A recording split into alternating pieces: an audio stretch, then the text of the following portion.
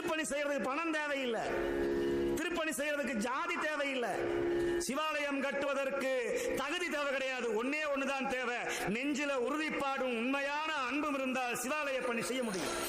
பெரிய கோடீஸ்வரனா இருக்கலாம், ஆனா சிவபெருமான் உன்னுடைய கையினால உன்னுடைய காசுதாம்பா எனக்கு வந்து செய்யணும்னு சிவபெருமான் ஆசைப்பட்டாதான் சிவாலயத்துல போய் தொண்டு செய்ய முடியும், திருப்பணி செய்ய முடியும். இடம் கிளீன் பண்ணி ஐயா இந்த மாதிரி ஆகிருக்கும். ஐயா வேணா இதோட நிறுத்தக்கூடாது, ஷெட்டை போட்டு ரிஜிஸ்டர் பண்ணி ஷெட்டு போட்டுடணும்.